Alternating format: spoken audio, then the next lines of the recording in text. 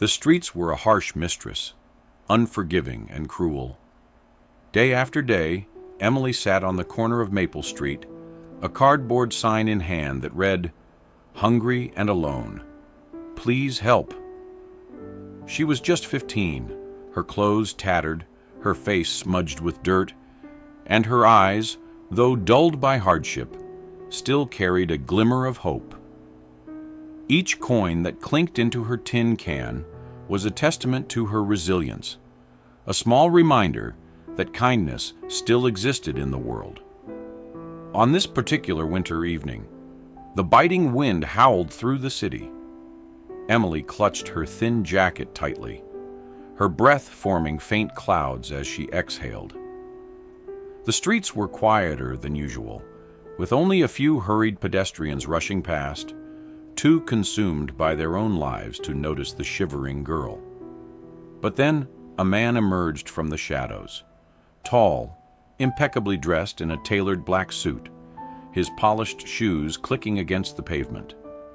He carried an aura of power and wealth, a stark contrast to the bleakness around him.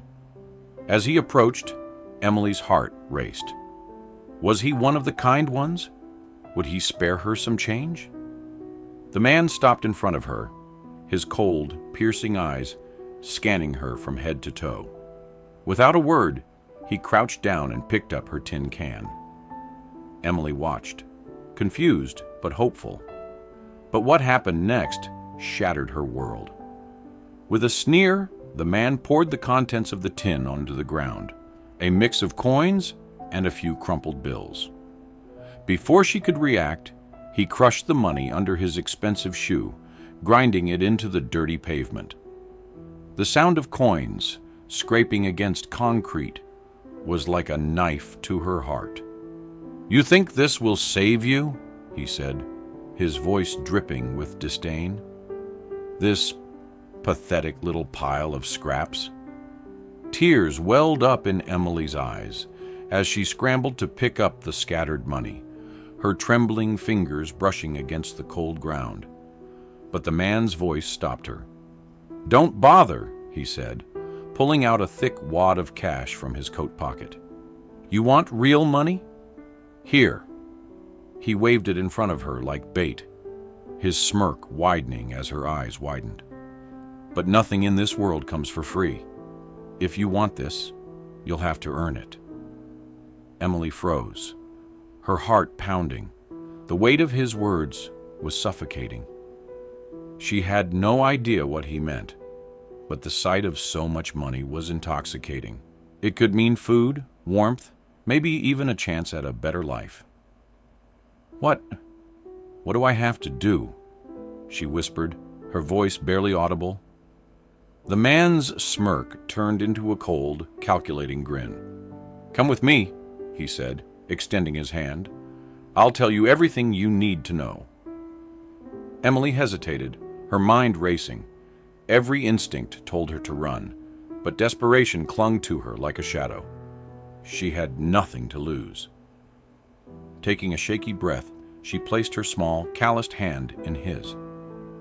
As he led her away, the world around her seemed to blur. The glimmer of hope that had once shone in her eyes was now replaced by a mix of fear and uncertainty. Little did she know, this encounter would change her life forever. The man's name was Victor. He introduced himself as he led Emily through the dimly lit streets, his grip firm and unyielding. They walked in silence, her heart hammering with each step. She glanced nervously at the towering buildings around them, their dark windows like unblinking eyes. Victor eventually stopped in front of an ornate iron gate. Behind it loomed a sprawling mansion, its grandeur intimidating under the pale glow of the moonlight. Emily's breath caught in her throat. She had never seen anything so lavish, so otherworldly.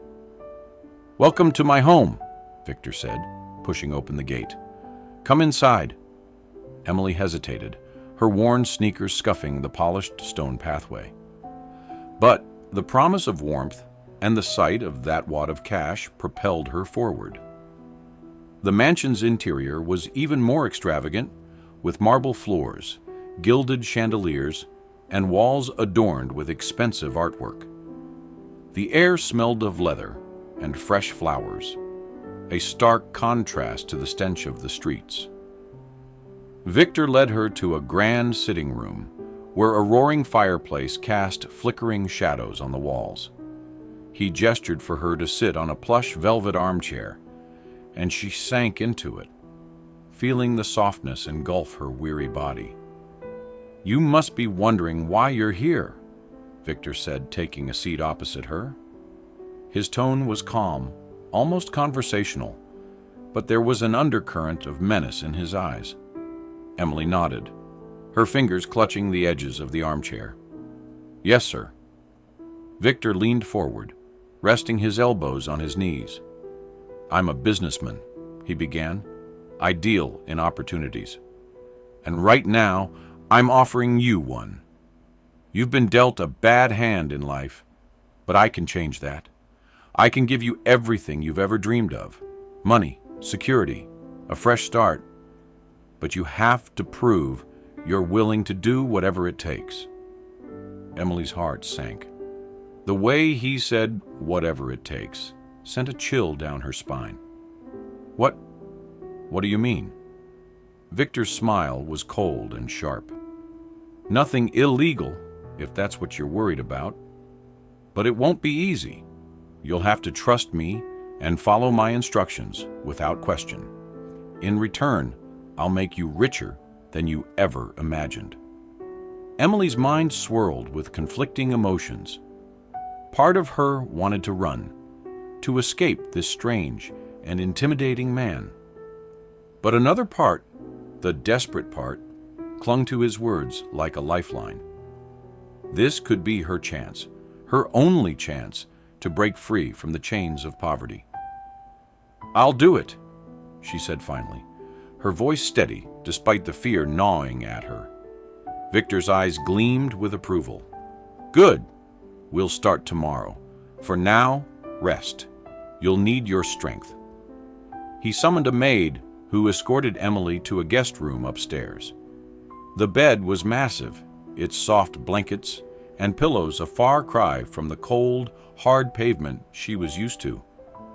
As she lay down, her body sank into the mattress, but her mind refused to rest. Questions and doubts swirled in her head, but one thought stood out among the chaos. This was her chance to change her life, and she wasn't going to waste it. The next morning, Emily awoke to the soft chime of a clock echoing through the mansion. The unfamiliar warmth of the room momentarily disoriented her, but the memory of Victor and his ominous proposal quickly brought her back to reality. She dressed in the simple but clean clothes left for her and made her way downstairs, where Victor awaited her in the grand dining hall. The table was laden with an extravagant breakfast, but Emily couldn't eat. Her nerves were too raw. Victor, however, ate with calm precision, as though they were discussing a business deal and not her future. "Today begins your first test," he said, setting down his fork. His gaze bore into hers. "You will accompany me into the city. I'll be observing how you handle certain challenges. Consider it an evaluation of your potential." Emily nodded, her stomach twisting. She didn't dare ask for specifics, afraid of what his challenges might entail. Victor led her outside, where a sleek black car awaited. As they drove through the bustling city, Emily felt the weight of his scrutiny. They stopped at a high-end boutique first. Inside, wealthy customers browsed racks of designer clothing. Victor handed her a credit card. "Buy yourself an outfit," he instructed. "Something that commands respect. But there's a catch. You have only this card, no cash, and no assistance. Let's see how you navigate this." Emily hesitated, the unfamiliar plastic feeling heavy in her hand. Emily stared at the credit card for a moment, the weight of Victor's gaze pressing down on her. Determined not to falter, she took a deep breath and approached the sales counter. The saleswoman's initial disdain melted away as Emily confidently explained her needs. After carefully selecting an outfit that reflected poise and confidence, she returned to Victor, the slight smirk on his face suggesting approval. But this was just the beginning. Victor's challenges grew more complex and morally ambiguous with each passing day. He tested her ability to negotiate, to strategize, and most importantly, to trust herself. Emily stumbled often, but refused to give up. Every time she failed, she used the lesson to grow stronger, her resolve hardening like tempered steel. Weeks turned into months, and Emily's transformation was undeniable. The frail, fearful girl, who had once shivered on the streets, was gone. In her place stood a young woman who carried herself with grace and unshakable confidence. Emily had learned to navigate the labyrinth of challenges Victor threw her way. But throughout it all, a question gnawed at the back of her mind. Why was he doing this? What was his endgame? One evening, Victor summoned Emily to his study. The firelight cast shadows on his face, making him appear both powerful and weary. He handed her a thick envelope, its contents bulging. "This," he said, "is the final test." Emily opened the envelope and found a single piece of paper with an address scribbled on it. "Go there tomorrow," Victor instructed. "You'll understand everything then." The next morning, Emily followed the address to a modest community center on the outskirts of the city. Inside, she was greeted by the sight of children and families in need, faces that mirrored the struggles she had once endured. Volunteers moved through the crowd, distributing food, clothing, and other essentials. A woman approached Emily with a clipboard. "You must be Emily," she said with a kind smile. "Victor told us you'd be coming. He's been funding this center for years, but today, it's your turn to take the reins." Emily's heart raced. "My turn?" "Yes," the woman replied. "He's stepping back, and he's chosen you to lead this place. Your journey has prepared you for this. You've felt the pain of hunger, the weight of hopelessness, and the power of a helping hand. Who better to guide others out of the darkness?" Tears filled Emily's eyes as she took in the scene before her. Victor hadn't been testing her to break her spirit. He had been shaping her into someone capable of creating change. She realized that the real wealth he had given her wasn't the money or the skills. It was the chance to rediscover her purpose. Later that evening, she confronted Victor back at the mansion. "Why me?" she asked. "Why did you choose to help me?" Victor's expression softened. "Because I saw a fire in you, Emily. You reminded me of someone I used to be, someone who needed just one chance to rewrite their story.